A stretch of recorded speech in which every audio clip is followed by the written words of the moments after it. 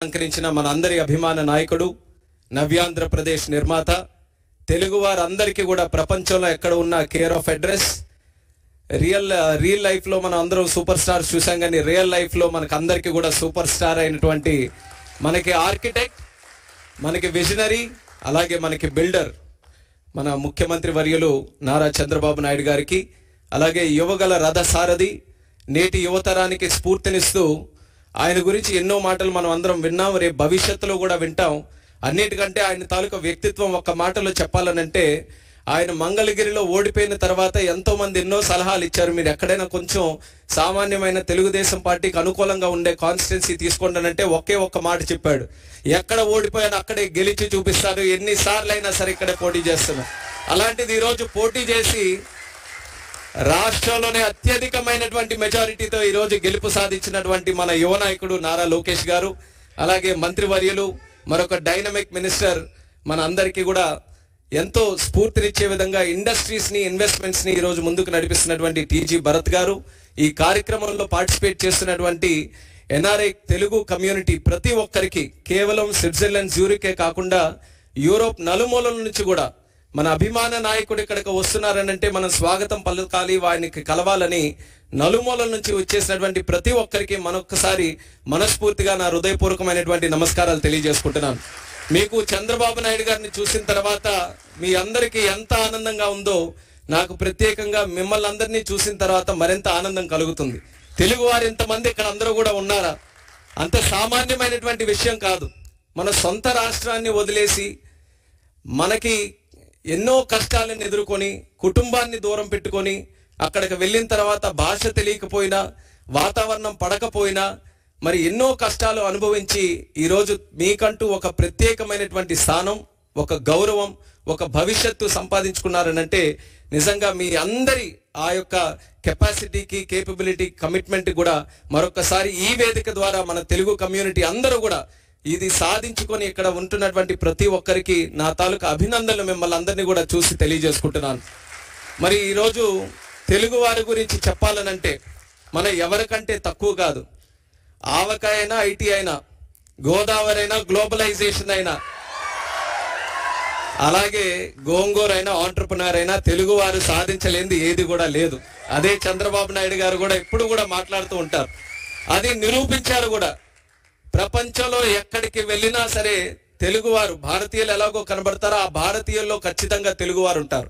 ఎందుకనంటే వాళ్ళందరికీ కూడా కలుపుకొని వెళ్ళేటటువంటి తత్వం ఉంది, కష్టపడే తత్వం ఉంది, లాయల్టీ ఒకటి ఉంటుంది, అలాగే ఇన్నోవేటివ్నెస్, ఆంటర్ప్రినోరియల్ స్కిల్స్ అన్ని కూడా ఉంటాయి. కాబట్టి ఎక్కడ ఏ ఛాలెంజ్ వచ్చినా సరే ఆ ఛాలెంజ్ని వెతుక్కుంటూ అది ఒక అవకాశంగా మార్చుకొని ముందుకు వచ్చేటటువంటిది మన తెలుగు కమ్యూనిటీ. అటువంటి కమ్యూనిటీ ఈరోజు ఒక విషయం చెప్పాలనంటే, ఎన్డీఏ ప్రభుత్వం మనం ఆంధ్రప్రదేశ్ రాష్ట్రంలో చూసాం, 5 సంవత్సరాలు కూడా ఎన్నో కష్టాలు మనం అనుభవిస్తే ఒక రకంగా తెలుగు వారందరూ కూడా రెస్పాన్సిబిలిటీ తీసుకున్నారు. మనం కానీ ఈరోజు రియాక్ట్ అవ్వకపోతే రేపు నష్టపోయేది ఏదో ఒక తెలుగుదేశం పార్టీనో లేకపోతే ఒక రాజకీయ నాయకులో, కొంతమంది వ్యక్తులో కాదు, యావత్ తెలుగు జాతి అందరం కూడా నష్టపోతామని ఆ రెస్పాన్సిబిలిటీ అందరూ కూడా తీసుకొని ఈరోజు ఒక పెద్ద మెజారిటీతో, ఎప్పుడు ఊహించలేనటువంటి మెజారిటీతో, సుమారు 93% స్ట్రైక్ రేట్తో ఒక రాష్ట్ర ప్రభుత్వం వచ్చిందనంటే అది ఫస్ట్ ఆఫ్ ఇట్స్ కైండ్ మన ఆంధ్రప్రదేశ్ రాష్ట్రంలో వచ్చింది.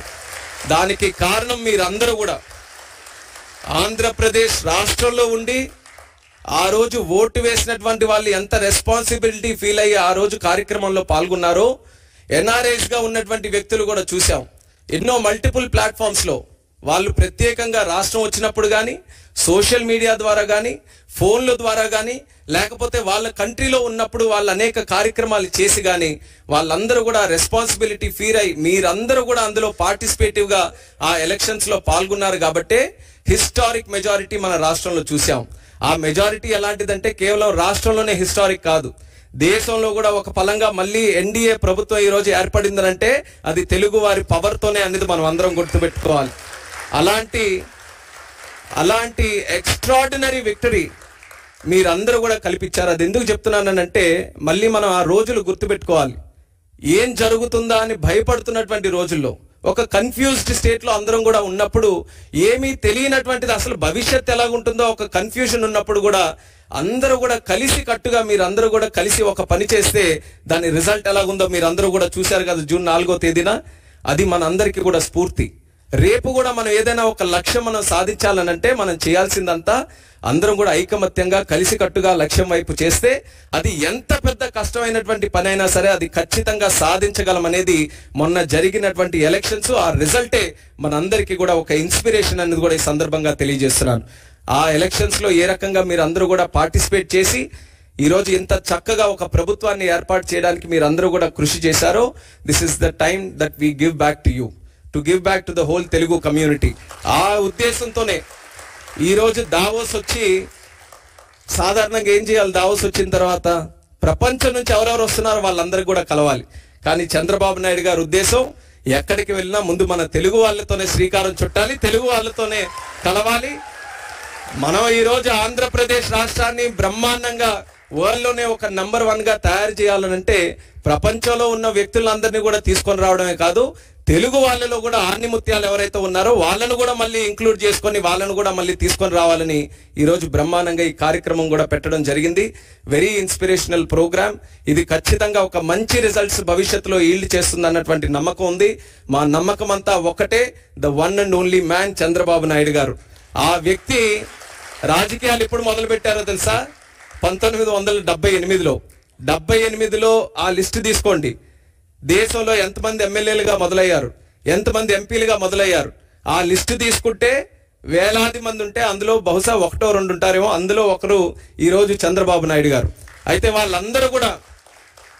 వాళ్ళందరికీ కూడా వయసు అయిపోయింది, కానీ ఈయనకి మాత్రం వయసు అవ్వలేదు. నలుగురు యంగ్స్టర్స్ ఉన్నాయి ఈరోజు వేదిక మీద. అగ్రీ చేస్తారా లేదా? నలుగురు యంగ్స్టర్స్, అందరిలో కూడా విజన్ లో యంగెస్ట్ ఎవరైనా ఉన్నారంటే చంద్రబాబు నాయుడు గారు. నేను ఎప్పుడు కూడా చెప్తుంటాను, మేము వయసులో యంగ్ కానీ ఆలోచనలో మాత్రం మాకంటే యంగ్. ఆయన స్పీడ్ పట్టుకోవాలంటే మాకు ఇప్పటికీ కూడా చేత కావట్లేదు.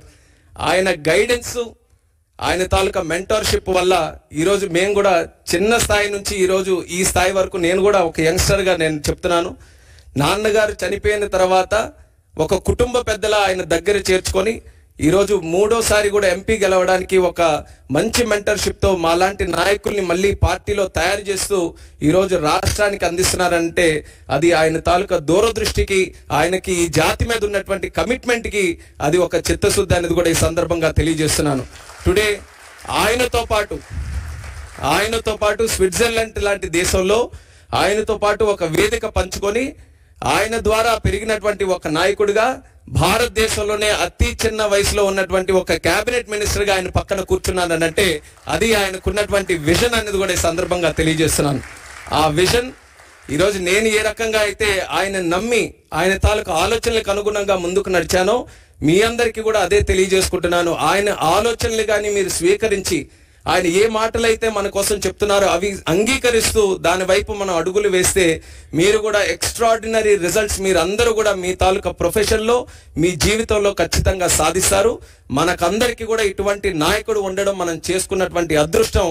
అది ప్రతి ఒక్కరు కూడా సద్వినియోగం చేసుకోవాలి. అది రానున్న రోజుల్లో మనం అందరం కూడా ఈ రోజు ప్రపంచంలో తెలుగు వాళ్ళు ఎంతో మంది ఎన్నో పెద్ద పెద్ద కంపెనీలకి ఉన్నతమైనటువంటి స్థాయిలో ప్రాతినిధ్యం వహిస్తున్నారు. అంటే దేశంలో ప్రపంచంలో ఏ కంపెనీలు చూసినా సరే తెలుగు వాళ్ళందరూ కూడా మంచి పొజిషన్స్ లో ఉన్నారు. అంత కెపాసిటీ మన తెలుగు వాళ్ళకు ఉన్నప్పుడు మన తెలుగు ల్యాండ్ ఎందుకు ప్రపంచంలో నెంబర్ 1 ఉండకూడదు? అది ఆయన తాలూకు ఆలోచన. అందుకనే అమరావతి లాంటి క్యాపిటల్ నిర్మిస్తే కేవలం ఆంధ్రప్రదేశ్ రాష్ట్రానికే కాదు, భారతదేశానికే కాదు, ప్రపంచం అందరూ కూడా గర్వంగా చెప్పుకునే రాజధాని మన ఆంధ్రప్రదేశ్ రాష్ట్రంలో ఉండాలని ఆయన శ్రీకారం చుట్టారు.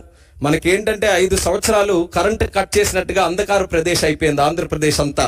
మళ్ళీ ఈరోజు 1000 కిలోవాట్లు ఉన్నటువంటి ఒక బలాన్ని, ఒక ఎలక్ట్రికల్ ఒక పవర్ స్టేషన్ ని మళ్ళీ ఈరోజు అందించినట్టుగా చంద్రబాబు నాయుడు గారి తాలూకు పనితీరుతో ముందుకు నడుస్తున్నాం. మీ అందరికీ కూడా ఆహ్వానిస్తున్నాం, మళ్ళీ కనెక్ట్ అవ్వండి. ఏ రకంగా ఎలక్షన్స్ లో రెస్పాన్సిబిలిటీ తీసుకున్నారో స్వర్ణాంధ్రప్రదేశ్ నిర్మాణంలో కూడా చంద్రబాబు నాయుడు గారి తాలూకా నాయకత్వంలో అందరూ కూడా కలిసికట్టుగా పనిచేద్దాం. మీతో పాటు ఒక తెలుగు వ్యక్తిగా అందరం కూడా కలిసి తిరిగి మన జాతికి, మన ప్రాంతానికి, మన రాష్ట్రానికి మంచి చేసే విధంగా అందరం కూడా కాంట్రిబ్యూట్ చేద్దాం తెలియజేసుకుంటూ